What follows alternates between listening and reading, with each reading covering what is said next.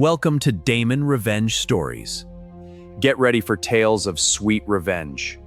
My name is Nigel Warner. I'm 28 years old. On a Wednesday afternoon in March, I was counting tablets behind the pharmacy counter at CVS when my phone buzzed with a number I didn't recognize. The woman on the other end said she was calling from a collections agency regarding an outstanding balance of $12,400 on a care credit account opened in my name. I told her there had to be a mistake. She read me the mailing address on the account. It wasn't mine. It was my mother's. And the account had been opened the same week my wife started radiation. I need you to understand something before I tell you the rest of this. What I'm about to describe took me 6 weeks to uncover, and one afternoon to detonate, and by the time I was done, I had lost my mother. Not to death. To the truth about who she actually was. And that kind of loss doesn't come with a casket or a ceremony. Howdy, it comes with silence, and a drawer full of forged signatures, and a 3-year-old girl who keeps asking why Grandma doesn't visit anymore. Welcome back to this channel. If you're here, it's because you know what it feels like when trust breaks in a direction you never expected, when the people who were supposed to protect you turn out to be the ones you needed protection from. That's the kind of story we tell here. Not to sensationalize, but to say it out loud so nobody has to carry it alone. If this one hits you in a place you recognize, I'd ask you to subscribe and leave a comment before you go, because every time you do, it tells the algorithm to put this in front of someone else who needs to hear it. Now let me take you back to where this started, because to understand how I ended up standing in my cousin's backyard holding 31 forged signatures, you have to understand the life I was living before the phone rang. I married Maren when I was 22. She was 21, finishing her last semester at Ohio State, and I had just started my pharmacy technician certification at Columbus State. We got married at the Franklin County Courthouse on a Thursday morning because neither of us could afford to take a Friday off. She wore a yellow sundress. I wore the only tie I owned. We ate burritos in the parking lot of a Chipotle on Olentangy River Road, and she laughed so hard that guacamole dripped onto the marriage certificate. We framed it anyway. That stain is still there. In the bottom right corner, a little green smudge that she always said was our first signature as a married couple. We moved into a 2-bedroom rental near Clintonville. The kitchen was small enough that if you opened the oven and the fridge at the same time, you couldn't walk between them. The floor sloped slightly toward the back wall of the living room, so if Blythe dropped a ball, it always rolled toward the same corner. Maren called it the gravity corner. She said the house was trying to gather everything in one place. I was working at the CVS on North High Street, pulling doubles most weeks to keep us on my benefits plan. Maren taught preschool at a Montessori near Worthington. We weren't comfortable, but we were building. Every month we put a little more away. Every month the gap between what we had and what we needed got a little smaller.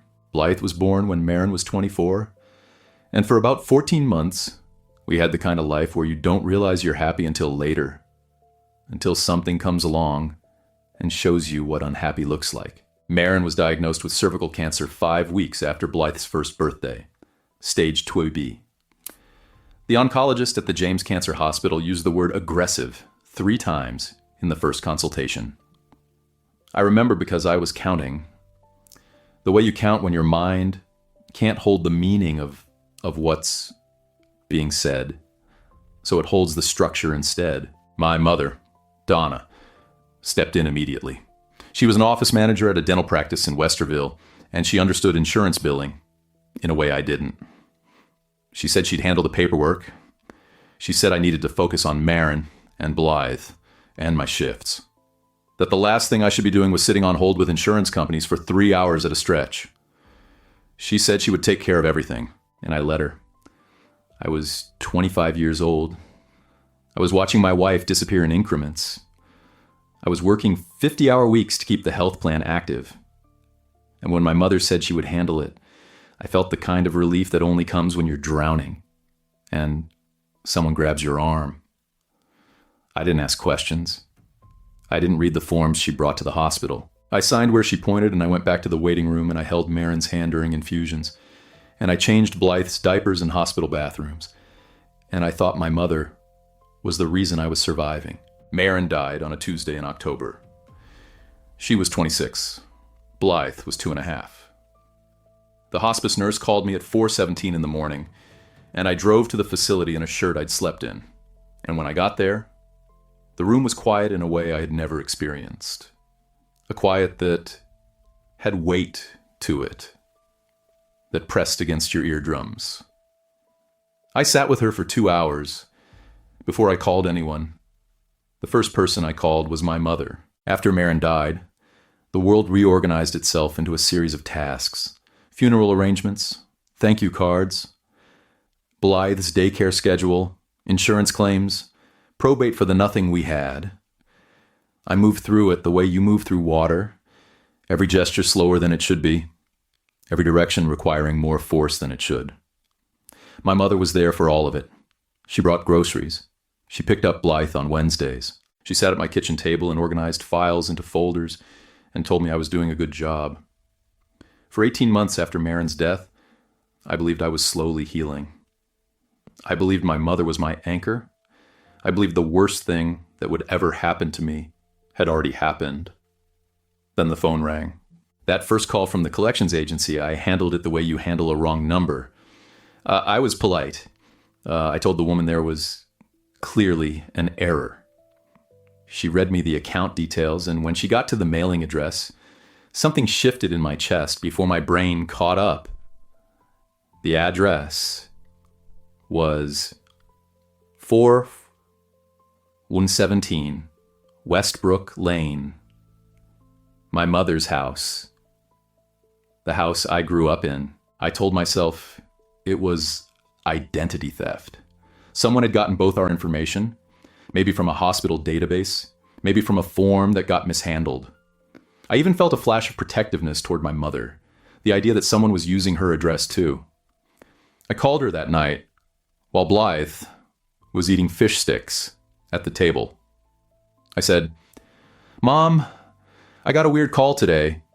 Some collections agency saying I have a care credit account I never opened. They had your address on it." There was a pause, not a long one, maybe 2 seconds, but I work in a pharmacy. I count things.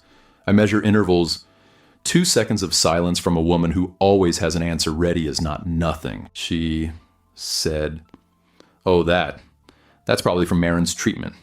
Some of those billing things got crossed. I'll sort it out." She said it the way she said everything, with the cadence of a person who has already decided the conversation is over. And I let it end. I ate dinner with Blythe. I gave her a bath. I read her the book with the caterpillar. I went to bed, but I didn't sleep. I lay in the dark staring at the ceiling, and I kept hearing those 2 seconds of silence. My body knew something my mind wasn't ready to name.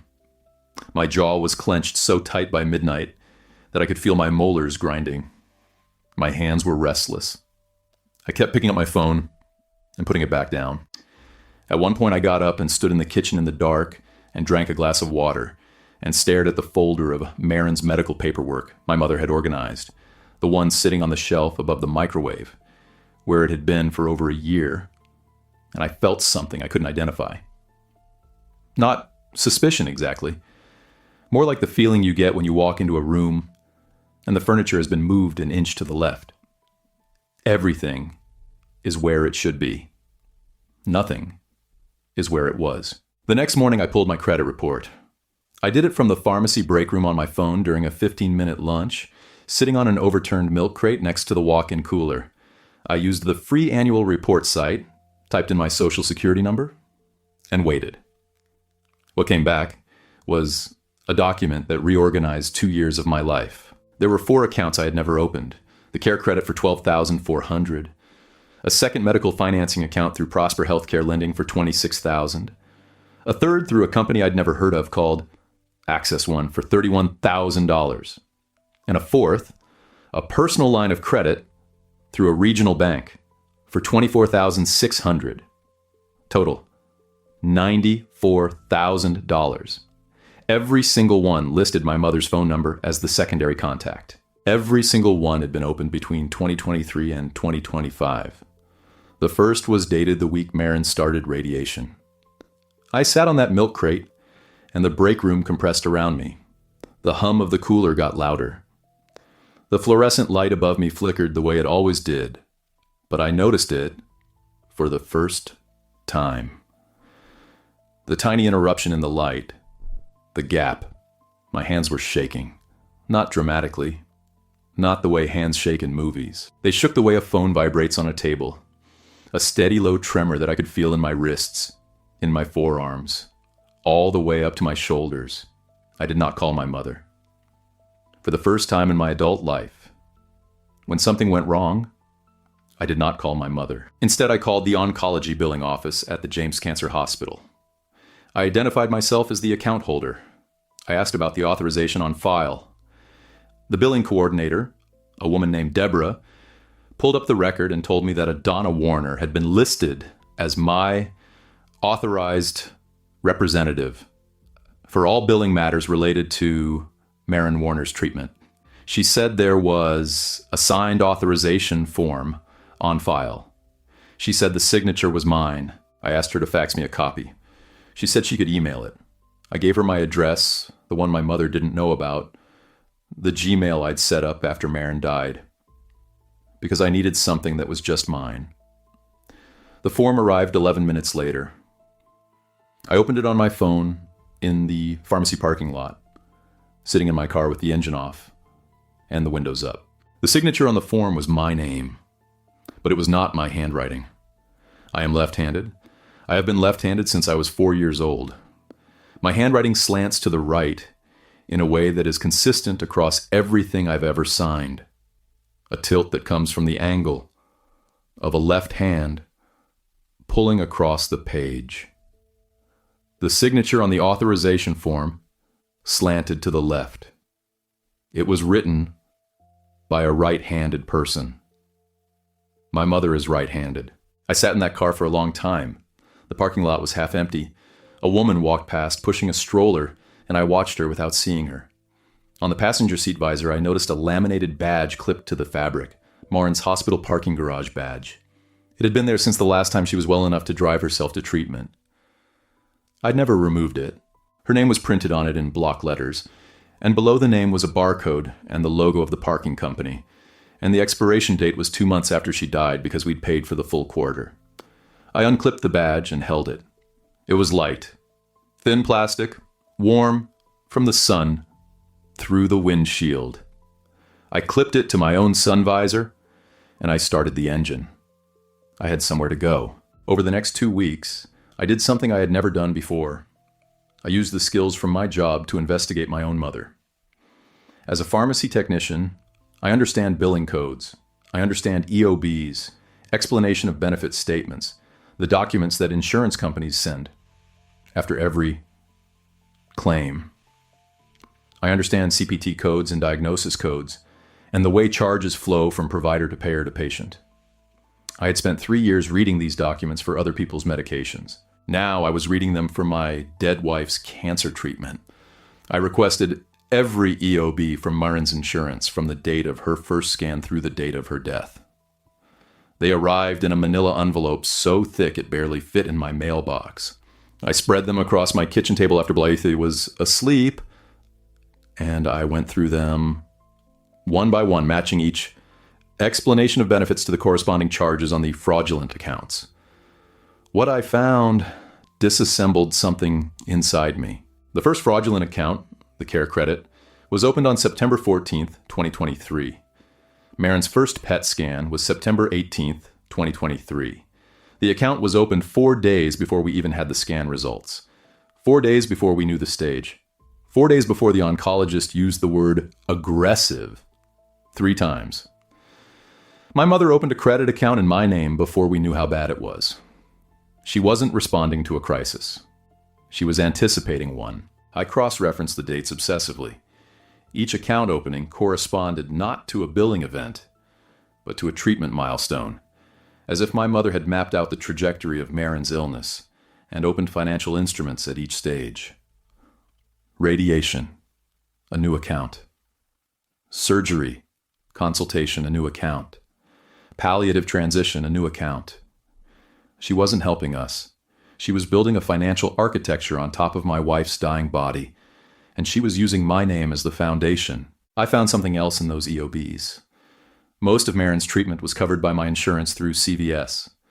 The copays and deductibles were real, maybe $8,000 or $9,000 total over the course of treatment. But the fraudulent accounts totaled $94,000. The gap between what was owed and what was borrowed was $85,000. $85,000 that had nothing to do with Marin's care. $85,000 that went somewhere else. I needed to know where. I called my younger brother Kyle. He's 24, lives in a basement apartment in Reynoldsburg, works at a tire shop. We've never been close the way some brothers are. After Marin died, he came to the funeral, and then I didn't see him for 3 months. But he's my brother. And when I called him that Thursday evening and said I needed to talk about something involving Mom, he said he'd come over. He sat at my kitchen table, and I told him what I'd found. I watched his face as I spoke. When I mentioned the Care credit account, his expression didn't change the way it should have. It changed the way it does when someone hears something they already know. His eyes went to the table. His hand moved to the back of his neck. He didn't say what or how or that's insane. He looked at the table. That look told me everything the next 6 weeks would confirm. Kyle admitted he knew about one card. He said Mom had told him it was temporary, that I had agreed to it, that it was just to cover a gap in the insurance billing, and she was going to pay it off. He said she told him not to mention it to me because I was dealing with enough. He said he believed her. I looked at my brother's face, and I saw that he was telling the truth, that he had believed her. And I also saw that some part of him had known it was wrong and had chosen not to look at it too closely. And I couldn't decide if that made him complicit or just human. I asked Kyle one question. "Do you know about the Lexus?" He blinked. "What Lexus?" My mother had been driving a new Lexus NX since the previous spring. She told everyone she'd been saving for it for years, that she'd finally treated herself. I had believed that. Everyone had believed that. But that afternoon, before Kyle came over, I had pulled the account statements from the personal line of credit, the $24,600 account, and I found a cash advance of $15,000 dated March of the previous year. The same month, the Lexus appeared in my mother's driveway. She bought a car with money borrowed against my name, against my social security number, against credit that existed because my wife had cancer, and my mother had access to the billing. I told Kyle about the cash advance. I showed him the statement. He stared at it for a long time, and then he said very quietly, "She told me she saved up." And I said, "She told everyone that," and neither of us spoke for a while. After Kyle left, I sat in the kitchen with the documents spread around me, and I tried to understand the shape of what I was looking at. It wasn't a mistake. It wasn't desperation. It wasn't even greed in the simple sense. It was architecture. My mother had built a financial structure using my identity as the foundation, my wife's illness as the occasion, and my grief as the cover. Every piece was deliberate. Every timeline was calculated. She had opened the first account before the diagnosis was complete because she understood, from her years managing a dental office, exactly how medical billing worked and exactly how long it would take for anyone to notice. A few days later, something arrived that I hadn't expected, an email from an address I didn't recognize. The subject line was, "You need to know what your mother is saying about you." I almost deleted it. I opened it because the sender had included their first name, Teresa, and had written one sentence in the preview. "I work with Donna at the dental practice." Teresa told me in careful, measured language that my mother had been telling everyone at the dental office that I was financially irresponsible, that after Maren died, I had run up medical debts I couldn't pay, that Donna had been cleaning up my mess, that she was helping me again, the way she always had, because I couldn't manage on my own. I read that email sitting on the edge of my bed at 11 at night, and the nausea that hit me was different from anything I'd felt before. The financial fraud was violation. This was something else. This was narrative. My mother wasn't just stealing from me. She was building a public story about me. A story in which I was weak, and she was strong. I was irresponsible, and she was selfless. I was the problem, and she was the solution. She was constructing a version of me that would make everything she'd done look like generosity. I wrote back to Teresa and asked if she'd be willing to put any of that on record if it came to it. She said yes. She said she'd been uncomfortable with it for months. 3 weeks later, I would understand what that narrative was for, what it was building toward. That Tuesday, I was still making her coffee when she came over to see Blythe. The discovery that changed everything came on a Thursday in April. I was at the Franklin County Family Court website, looking up how to update Blythe's emergency contacts on some school forms that required a court-adjacent document.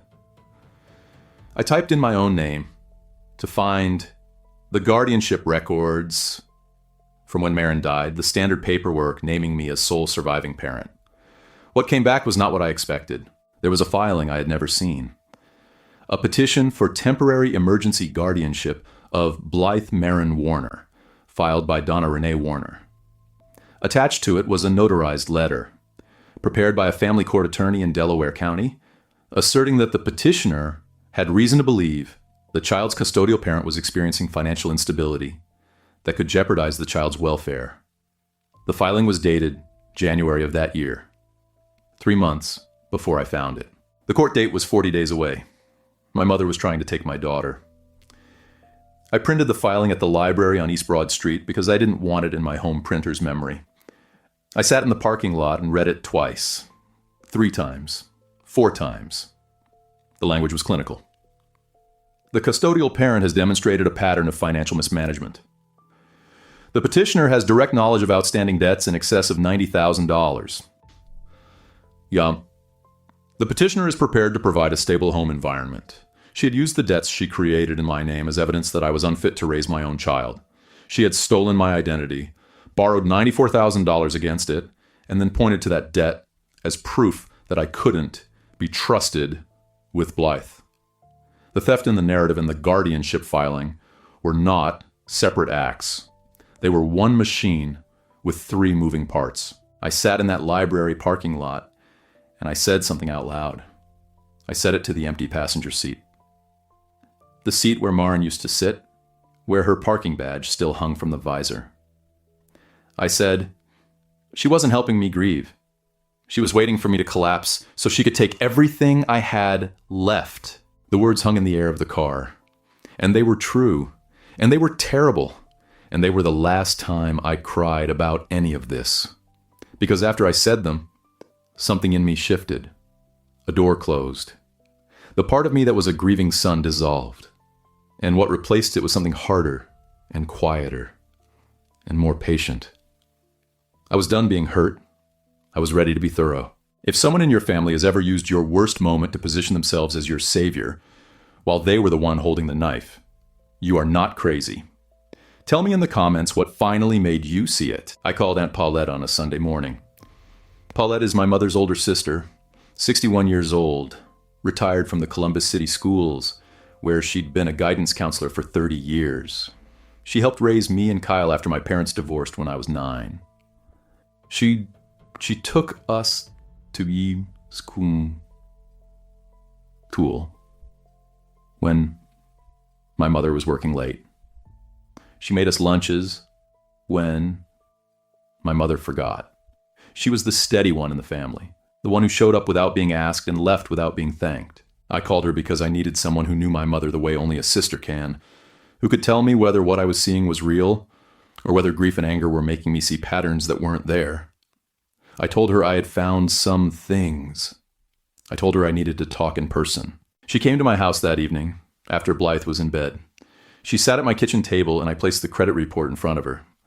then the forged authorization form, then the account statements, then the guardianship filing. I watched her read each document with the careful attention of a woman who had spent 30 years reading evaluations of troubled children. She didn't interrupt. She didn't gasp. She read. When she finished, she set her pen down. In 30 years, I had never seen my aunt's hands shake.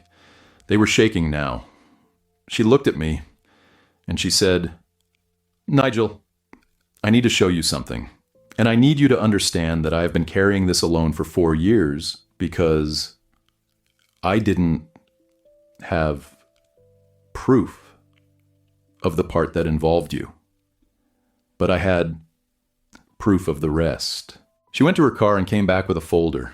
It was a plain manila folder, thicker than mine, with dates written on the tabs in her guidance counselor handwriting, neat and sequential. She slid it across the kitchen table. Paulette had been keeping her own records since 2021. It started with their father, my grandfather Vernon, 81 years old, living alone in a house in Whitehall. In 2021, Paulette noticed that Vernon's checking account had been short twice in a row when his property tax was due. She asked him about it, and he said Donna had borrowed Taubin Arolit for Ero Andidzer Ropur Do Turo to cover a dental office expense and was going to pay it back. Paulette checked. Donna hadn't paid it back. Over the next 4 years, Paulette documented $22,000 that Donna had taken from Vernon's retirement account in small withdrawals. $2,000 here, $3,000 there, always with a story, always with a promise of repayment that never materialized. Paulette had screenshots of bank statements Vernon had showed her. She had text messages from Donna acknowledging specific amounts. She had dates, she had a pattern, and she had the kind of documentation that a woman who spent her career in schools knew how to assemble, because she had been trained to notice when something was wrong with a child's home life and build a record of it. When she showed me the folder, the room felt different, smaller, more still. I was looking at a document that proved my mother was not a woman who had made a mistake under pressure. She was a woman who had been doing this for years, to her own father. While Paulette watched and gathered and waited for the moment when gathering would turn into something she could act on. I asked Paulette why she hadn't said anything sooner. She took a long breath and she said, "Because your mother is my sister. And because I kept thinking it would stop. And because until tonight I didn't know she had done it to you too. Not the scope of it. I thought the accounts were from the hospital billing. I thought they were real." She told me the same story she told everyone. That night, sitting at that table with Paulette, I stopped being alone with this. And for the first time since the collections call, I felt something other than dread. I felt the beginning of a plan. Paulette became my partner in what came next. She had the temperament for it. 30 years of documenting home situations in schools had given her a methodology that I lacked. She taught me to photocopy everything. She taught me to note dates and times on every document. She taught me never to confront without a complete file, because a partial confrontation gives the other person the chance to destroy what you haven't found yet. For the next 4 weeks, I lived 2 lives. In one life, I was Nigel, the grieving widower, the devoted father, the good son who still let his mother babysit Blythe on Wednesday afternoons, and still made her coffee when she came over, and still called her on Sunday evenings. In the other life, I was building a case. The masquerade was the hardest thing I have ever done. Harder than watching Marin die. Harder than learning to be a single father. Because those things were honest. They hurt, but they were true.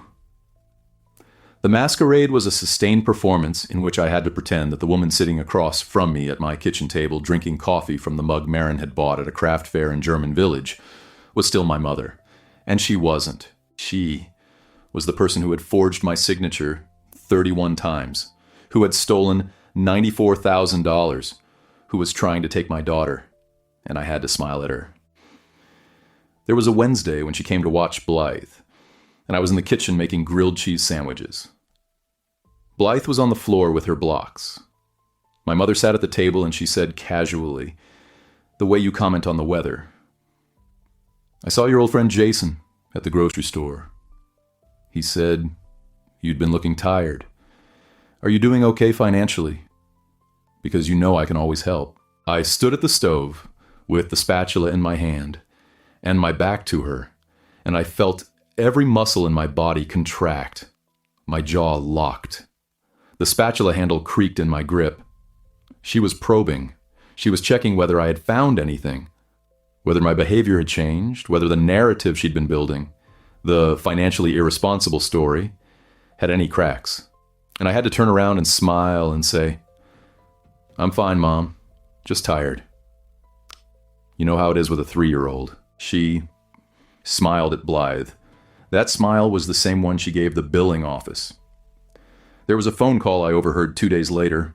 My mother was in the backyard with Blythe, and her phone rang, and she stepped to the side of the house where she thought she was out of earshot. I was inside by the window, and I could hear her through the screen. She was talking to someone about a payment. She said, "No, that account is in my son's name. He's aware of it. He authorized everything." She said it with the same calm she used to tell me she loved me. I stood by that window and I regulated my breathing, the way I regulate it when a difficult customer is screaming at me over a prescription copay. In, hold, out. In, hold, out. I counted to 10. I unclenched my hands.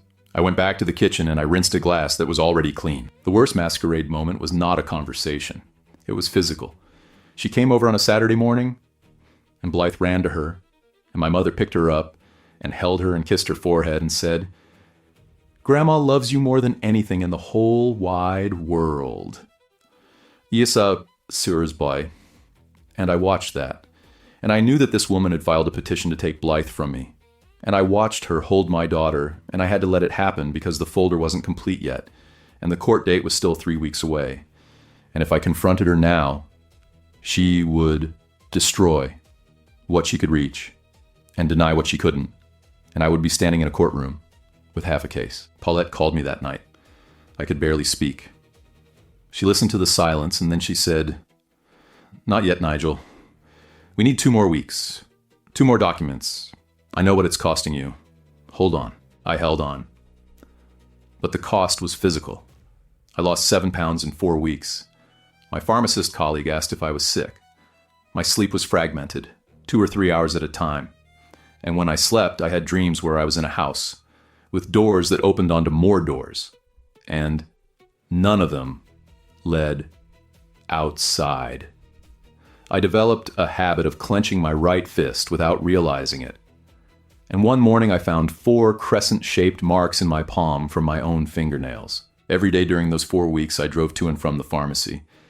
And every day I looked at Marin's parking garage badge clipped to my visor, and I talked to it. Not out loud, in my head. I said, "I'm getting there." I said, "She won't take Blythe." I said, "I promise." The last piece of the file fell into place on a Monday. I had been trying to get copies of the actual signature cards from each of the 4 fraudulent accounts. The banks were slow. The medical financing companies were slower. But a pharmacy technician understands paperwork the way a carpenter understands wood. You know the grain of it. You know how the systems interlock. You know which request gets escalated and which gets filed in a drawer. I made the right requests to the right departments with the right documentation. And over the course of 3 weeks, I received copies of 31 documents, bearing forged versions of my signature. 31. Authorization forms, signature cards, account applications, modification requests, address change confirmations. 31 times my mother had picked up a pen and written my name in her right-handed slant and submitted it to an institution that trusted her because she presented herself as my authorized representative. My mother, the woman helping her bereaved son. I laid all 31 signatures out on my kitchen table after Blythe was asleep. I arranged them chronologically. The first was dated September 12th, 2023, 2 days before Marin's first PET scan. The last was dated January 3rd of this year, the same week she filed the guardianship petition. The first and the last. She had started before the diagnosis, and she was still going when she tried to take my daughter. Alongside the signatures, I had the complete forensic timeline. Every EOB from Marin's treatment, cross-referenced against every fraudulent charge, every account opening date matched to the corresponding treatment milestone, the $15,000 cash advance, and the Lexus purchase date. The email from Teresa at the dental practice, the guardianship filing, Paulette's 4 years of documentation on Vernon's account, bank statements, screenshots, text messages, and the credit report, the single document that held the entire architecture in one place. I assembled 2 identical folders, one for me, one for Paulette. My cousin April was having a baby shower on the first Saturday in May. It was being held at her mother's house, my Aunt Linda's place in Gahanna, a ranch house with a big backyard and a covered patio. The whole family would be there. My mother would be there. She wouldn't miss it. She loved family gatherings. She loved being seen at family gatherings. I chose the baby shower because I wanted witnesses, not 2 or 3, all of them. Every aunt, every uncle, every cousin, who had ever believed my mother when she said she was helping me, who had ever nodded when she described her irresponsible son, who had ever accepted the version of reality she had constructed. I wanted them all in one room when the architecture came down. The week before the shower, my mother stopped by with flowers for Blythe. Tulips, pink and yellow, in a glass vase from the Dollar General. She arranged them on the kitchen windowsill, and she brushed Blythe's hair while I made tea, and she told me she was thinking about taking Blythe to the zoo the following weekend. She was warm. She was loving. She was the mother who had driven me to my first day of pharmacy school at Columbus State and cried in the parking lot because she was proud. For one moment, standing in my kitchen, watching her brush my daughter's hair, I saw that woman. I felt the pull of wanting her to be real. I wanted there to be an explanation. I wanted to open the folder and find that I had been wrong, that the signatures were mine. After all, that the accounts were legitimate, that the guardianship petition was a misunderstanding. I wanted my mother back. Then she looked at her phone and tilted it away from me, the way she always did now. And I saw the screen flash with a notification from a number I recognized because I had seen it on every one of those fraudulent accounts, the number of the regional bank where she had the personal line of credit. And the door that had closed in the library parking lot stayed closed. Saturday morning, the baby shower. I woke up at 5:30 and lay in bed staring at the ceiling. Blythe was still asleep. The folder was on the nightstand where I had placed it the night before. A plain manila folder with a small blue tab that said nothing. Beside it, on the dresser, was Marin's parking garage badge. I had taken it from the visor the night before. I didn't know why. It just felt like she should be with me for this. I dressed Blythe in a yellow romper that had been Marin's favorite, the one with tiny embroidered daisies. I packed the diaper bag with snacks and a change of clothes, and the stuffed elephant that Marin had bought before the diagnosis, the one Blythe still slept with every night. I put the folder in a canvas tote bag under a layer of baby supplies. I drove to Gahanna. Aunt Linda's backyard was set up for a party, pink and green streamers, a table with a cake that said baby girl loading, folding chairs in a semicircle on the patio, cousins I hadn't seen in months, my Uncle Dennis at the grill, my grandfather Vernon in a lawn chair with a paper plate balanced on his knee, Kyle standing by the fence with a beer, looking at his phone. My mother arrived at 12:15. She parked the Lexus at the curb, the pearl-white Lexus NX she'd told everyone she'd been saving for, the one she bought with $15,000 stolen from an account in my name. She walked into the backyard carrying a gift bag with tissue paper blooming from the top. And she hugged April. And she hugged Linda. And she kissed Vernon on the forehead, and she found me, and she said, "There's my boy." And she squeezed my arm, and I let her. Paulette arrived 10 minutes later. She carried a purse and a diaper bag for her own grandchild, and inside the diaper bag, a folder identical to mine. I waited. I waited through the opening of gifts. I waited through the cake. I waited until the party had settled into its afternoon rhythm, people in small groups with paper plates, children running across the grass, the comfortable noise of a family that believed it knew itself. At 2:40 in the afternoon, I walked to the patio table where my mother was sitting with Linda and two of my cousins. I had the folder under my arm. Paulette was at a table 10 feet away, watching me, her hand resting on her bag. Blythe was with Kyle by the swing set. I sat down across from my mother. She was holding a glass of white wine. She smiled at me. It was a real smile, or what passed for real. The smile of a woman who believed she was still in control of the story. I placed the first document on the table between us. It was the forged authorization form from the James Cancer Hospital, the one with my name signed in a right-handed slant. I smoothed it flat with my palm, and I said, Mom, can you explain this signature? She looked at it. She looked at me. She picked up the paper and she laughed, a short laugh, the kind designed to signal that something is absurd and beneath discussion. Nigel, what is this? You're embarrassing yourself. I placed the second document. The care credit application, dated September 14th, 2023, 4 days before Marin's first scan results. This one too, please. She stopped laughing. Linda leaned forward. My cousin Marcus set down his plate. I placed the third. The Prosper Healthcare lending application. She didn't reach for it. I placed the fourth, the fifth. I didn't hurry. I placed each one as if I were placing tiles, evenly spaced, each one flat and square and undeniable. The sixth, the seventh, the eighth. Nigel, stop. Her voice had changed. The warmth was gone. This was the voice she used when Kyle and I were children, and we were doing something that threatened the version of herself she needed us to see. I placed the 9th, the 10th, the 11th. People were gathering. I could feel them at the edges of my vision, bodies drawing closer, conversations dying. Uncle Dennis had turned from the grill. A cousin I barely knew was standing behind Linda with her hand over her mouth. I placed the 17th, the 23rd, the 29th. I looked at my mother. She had not moved.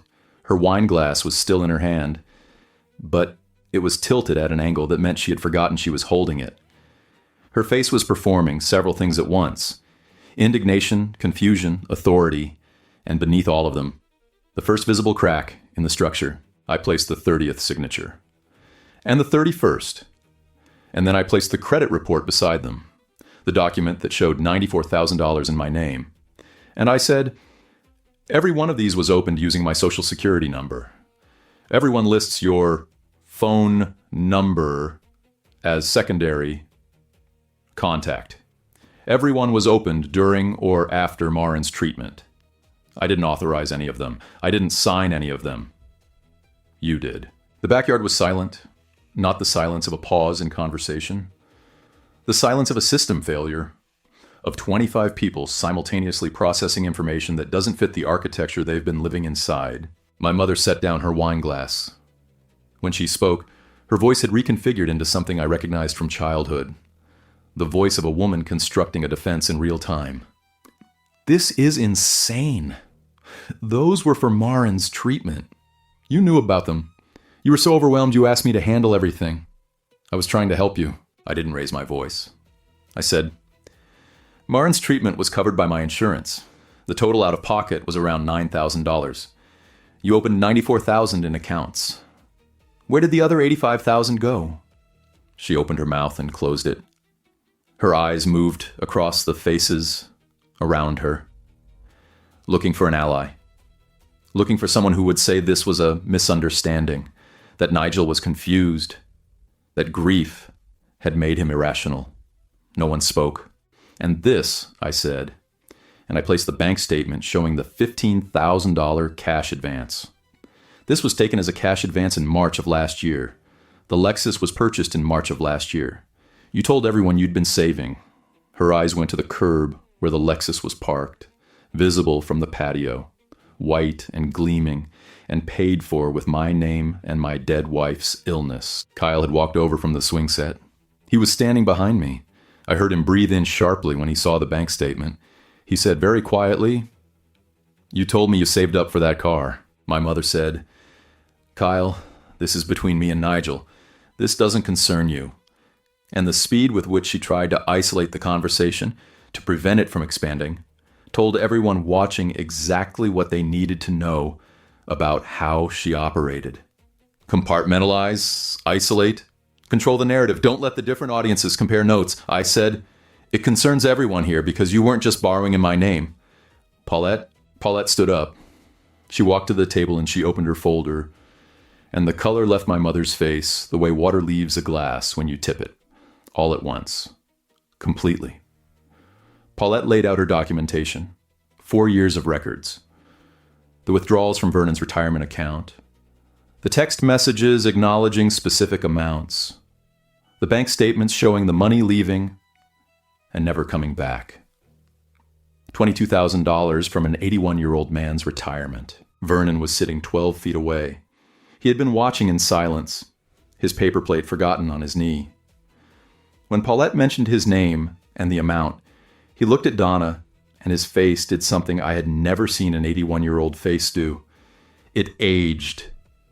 In that moment, sitting in that lawn chair, my grandfather aged 5 years. My mother stood up. The chair scraped against the patio concrete. "Paulette, how dare you?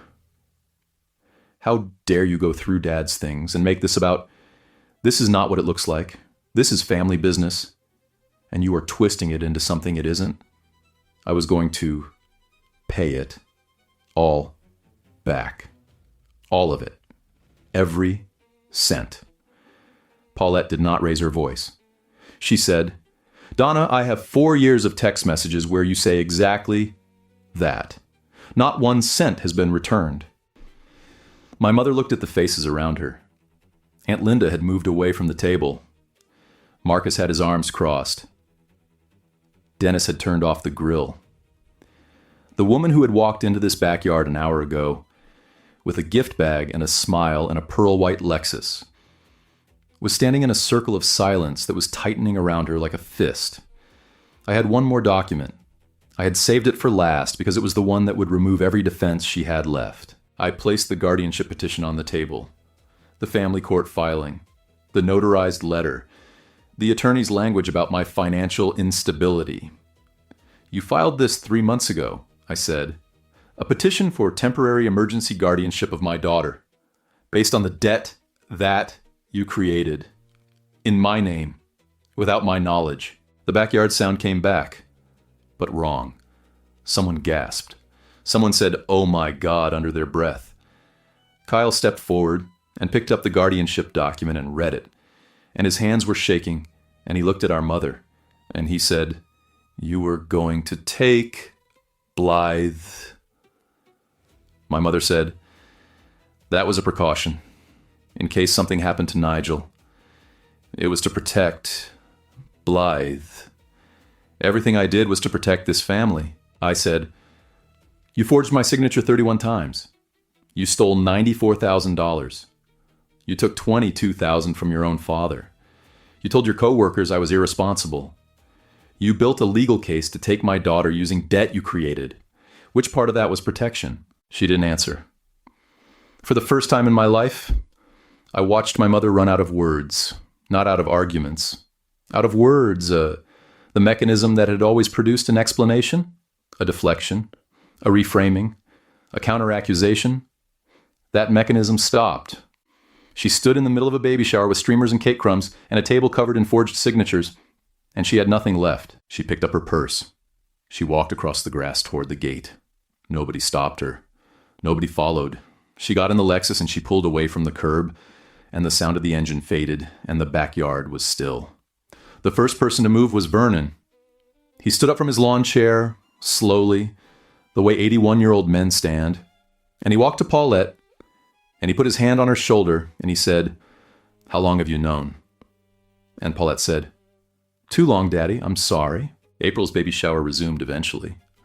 the way life does, awkwardly and then gradually, and then almost normally.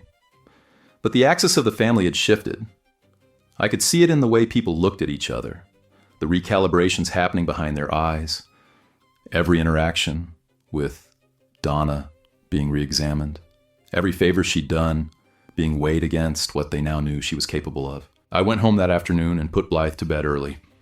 She fell asleep holding the stuffed elephant, her fingers curled around one floppy ear, her breathing slow and even, and completely oblivious to what had happened that afternoon. I sat on the floor of her room with my back against the wall, and I looked at Marn's parking badge, which I'd been carrying in my pocket all day.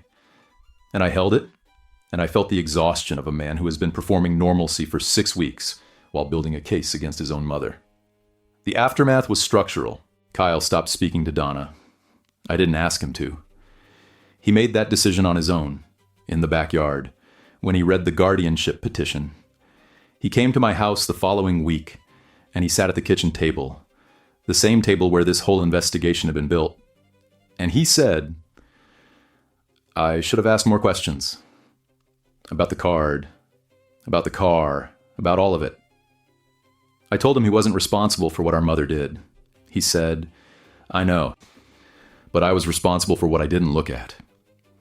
I didn't have an answer for that because he was right, and I loved him for saying it. Vernon changed the locks on his house. He did it on a Tuesday, hired a locksmith from a place on Main Street in Whitehall. And when Donna called to ask us to rasusim hoburdas, bufoshes vawaiba noa rodova, Mar, sir. He says he didn't. They didn't work. He told her he knew about the money and he'd like it back. She said she'd pay it back. He said he'd heard that before. Then he hung up. In 81 years, I don't think my grandfather had ever hung up on anyone. There's a first time for everything. And sometimes the first time comes 60 years too late. The dental practice fired Donna. Teresa, the coworker who had emailed me, went on the record with the office manager. The things Donna had been saying about me, the financially irresponsible narrative, she'd been saying them on company time, using her position to shape perceptions of a patient's family member. The practice let her go with 2 weeks severance and a non-disclosure that she signed without reading, because by that point, she was signing things the way people throw punches. Desperately, and without aim. The Lexus was repossessed. When I froze the fraudulent accounts and initiated disputes through the credit bureaus, the personal line of credit that funded the cash advance went into immediate default.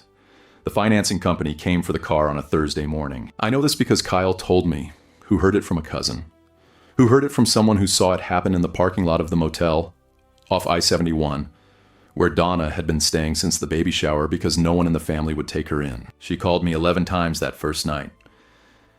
I let every call go to voicemail. The first message was angry. She said I had humiliated her. She said I destroyed the family. She said I had no right to go through her things. By the fourth message, the anger had thinned into something else. By the seventh, she was crying. By the 11th, her voice was small and hoarse, and she said, Nigel, please, I'm your mother. Please talk to me. I listened to all 11 voicemails in order, sitting in my car in the pharmacy parking lot, and I did not call back. I chose not to prosecute. I thought about it. Paulette encouraged it.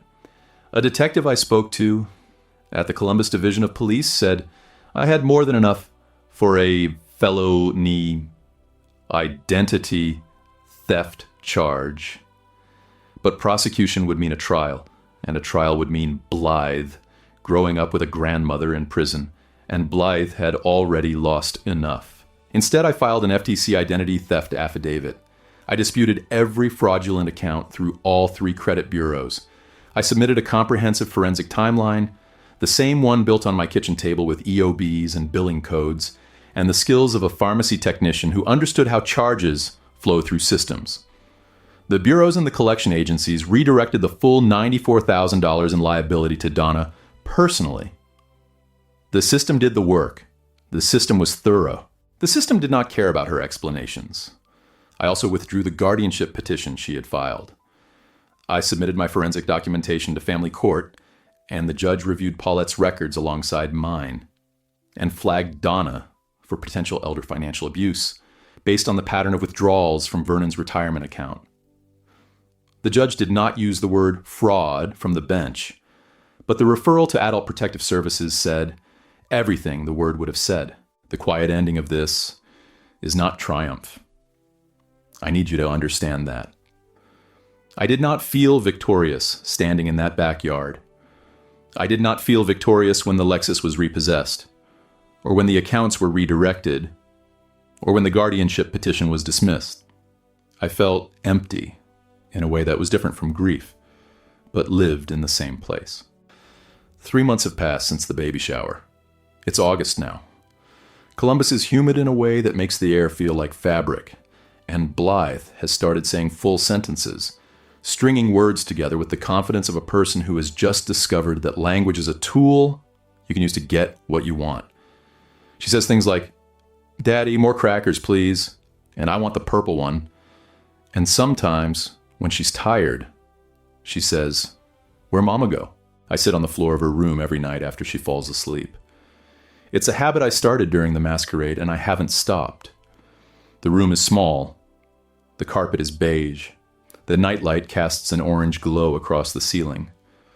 Blythe sleeps with the stuffed elephant pressed against her cheek, one arm flung out to the side, the way Marin used to sleep. On the night after I finished the last of the credit disputes, I sat in Blythe's room, and I held Marin's parking garage badge. I'd been carrying it since the day the collections agency called. It had lived on my sun visor, then in my pocket, then on my nightstand. I'd looked at it every time I drove to pull another record. It was the thing I touched when I needed to remember why I was doing this. That night I opened Blythe's memory box, the wooden chest on the shelf above her bed where I keep things for her to have when she's older. Photographs of Marin, the hospital bracelet from the day Blythe was born, a letter Marin wrote to Blythe the week before she died.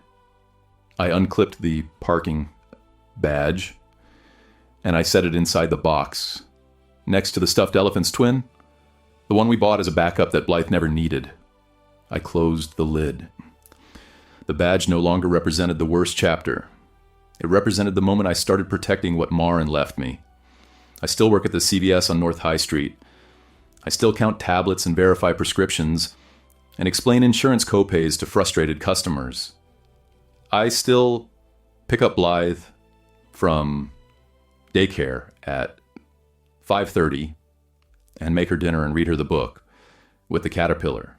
The routines are the same, but I move through them differently now. I move through them as a person who knows that the architecture of a life can be false, and that the only way to know is to look, really look, at what's been built around you and who built it. I miss my mother. Not the woman who forged my name 31 times. Not the woman who built a legal case to take my daughter. I miss the woman who drove me to my first day of pharmacy school at Columbus State and cried in the parking lot because she was proud. I miss the woman who brought groceries after Marin died and sat at my kitchen table and told me I was doing a good job. I don't know if that woman was real. I don't know if she was a performance too, a version of motherhood that served its purpose until a more profitable version became available. I will probably never know. And that not knowing is its own kind of loss. A grief that doesn't resolve because the person you're grieving is still alive and calling you from a motel off I-71 with a voice that sounds exactly like the mother you loved. Studies from the FTC show that family-perpetrated identity theft accounts for nearly 30% of all identity theft cases. And in most of those, the victim delays reporting by an average of 2 years because they can't believe the person they trust most is the one stealing from them. I delayed too. Not by 2 years, but by long enough. I used to think that love and trust were the same thing. That if you loved someone, you trusted them. And if you trusted someone, it meant they deserved it. I was wrong. Love is a feeling. Trust is a record. Trust is what holds up when you pull the documents and check the signatures and cross-reference the dates. Love can survive the loss of trust. That's the cruel part. You can love someone whose name you've learned to check the paperwork on. But trust, once the record is broken, doesn't come back because you want it to. It comes back because it's earned. and some people never earn it. Paulette comes over for dinner on Fridays now. She brings pie from a bakery on East Main Street, and she sits on the floor with Blythe, and they build towers out of blocks and knock them down. And Blythe screams with laughter, and Paulette catches my eye, and we share the kind of look that only two people who have been through an investigation together can share. It is not a happy look. It is not a sad look. It is the look of two people who know what's in the folder and have decided to live in the world anyway. That's the story I came here to tell. One parking badge, one folder of 31 signatures, and one aunt who kept her own records for 4 years. If any part of this landed in a place you recognize, if you've ever looked at a document and felt the floor shift beneath you, if you've ever had to smile at someone across a table while your hands shook under it, I'd like to hear what woke you up. Leave it in the comments. Sometimes the thing that saves you is knowing someone else survived the same architecture.